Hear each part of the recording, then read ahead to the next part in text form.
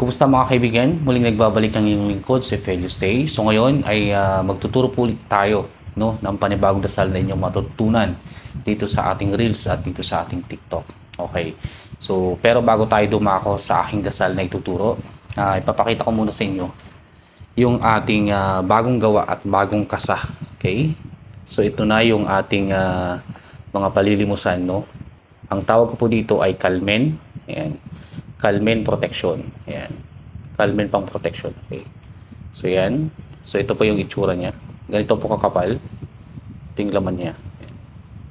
So itong Calmen na po ay nakalaminate po yung mga dasal sa loob. So hindi po siya mababasa. Okay. So napakaganda po nun kasi kahit maligo kayo o kahit kayo ay pagpawisan or pawisin, hindi po ito papasukin ng tubig at hindi po masisira yung mga dasal na nasa loob. Kaya po nilaminate ko. Ayan. Ito po. Okay, so ito po yung Calmen na pang protection. Okay. So pare-pareho lang po yan. Ayan. Itong Calmen po natin ay pwede po sa mga bata. Ayan. Pwede sa mga bata para po pang protection nila. Kaso nga lang medyo may kalakihan, pero pwede po ito sa bewang isusuot sa kanila para po hindi pansinin. Okay? So itong Calmen natin ay pwede sa bata, pwede po din sa may mga edad na syempre. Okay? Ayan. So itong Calmen natin, ang nakapaloob po dito ay mga taladro at mga orasyon. Okay? So yung mga orasyon na pang proteksyon at orasyon po ng pangkaligtasan. Okay? So sa protection natin mga kaibigan, meron po ito kontra sa kulam, barang, palipad hangin, at mga nauusog o kaya nababalis. Okay? Ng mga bata. Okay?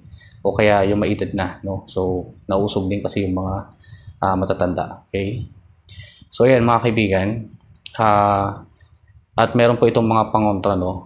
Halimbawa sa elemento at sa demonyo. Ayan, mga diablo na inaalihan yung tao. Pwede nyo ipasod sa kanya para po siya ay lubayan ng mga demonyo. Okay? So meron po yan.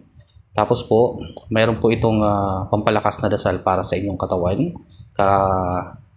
Para po pagkasuot nyo is matadagdagan yung sigla ng inyong pangangatawan. Okay? Tapos meron po itong orasyon na pangwasak sa lahat ng itim na mahika. Ayan. Pang-diskomunyon para po sa mga taong gusto kayong pinsalain. Okay? O kaya may mga maitim or mga kaliwang karga.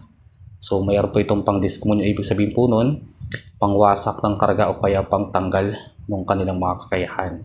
Okay? Tapos po, meron po itong mga pangkaligtasan ng mga dasal para po sa magtatangan sa kaligtasan na rin po nila sa kanilang paglalakbay o kaya pagbibiyahe. Okay? Kung saan man sila pupunta. So ito po yung ating Calmen pang protection. Okay? So pwede po itong ikwintas. Ayan. Pwede pong isuot sa lieg dito sa ating katawan, no? Pwede rin naman sa ating bewang. Okay? So itatali lang po natin sa bewang natin. Sample natin. Okay? Sa lieg, ayan. Ayan. Pwede nyo ganun isuot. Ayan. Sa ating katawan, no? Sa ating pangkwintas. Okay. So pwede po yan pangkwintas. Pwede rin po siya dito sa ating bewang. Itatali lang po ng ganito. Parang habak siya. Okay? Ayan. Ayan. Tatali lang ng ganon. Tapos, isisiksik nyo.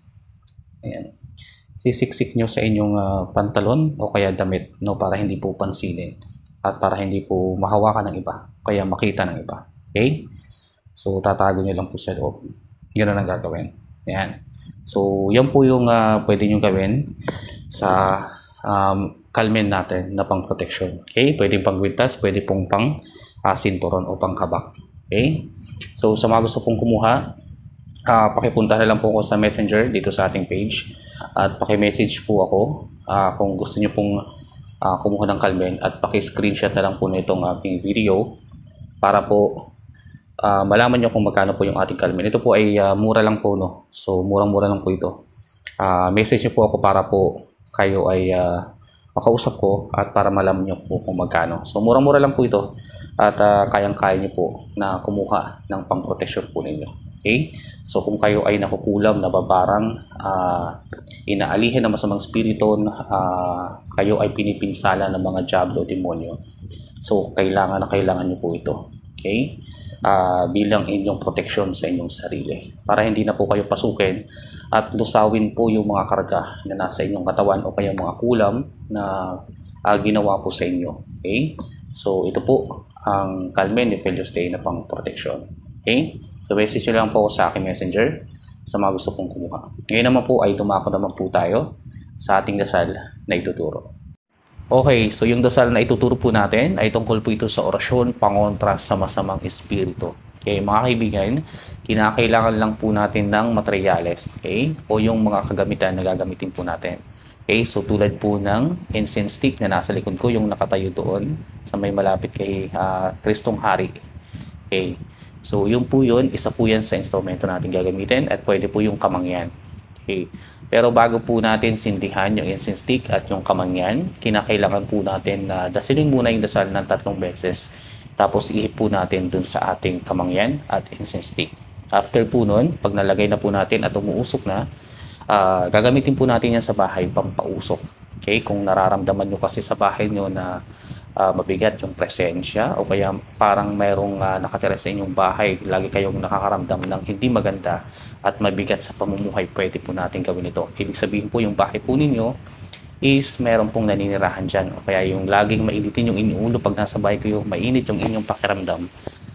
Pag nasa bahay ko parang hindi kayo komportable, no, sa inyong bahay. So ibig sabihin nun, meron pong nakatirang elemento o kaya mga espiritu sa inyong bahay. So kinakailangan po natin i-cleansing o kaya paalisin yung mga espiritu na yan o mga elemento na nakapaloob sa ating bahay. Okay? Tulad nga ng sabi ko kanina, gagamitin lang po yung dasal na ito at gagawing pampausok. Okay? Pampausok sa buong bahay po ninyo. Okay?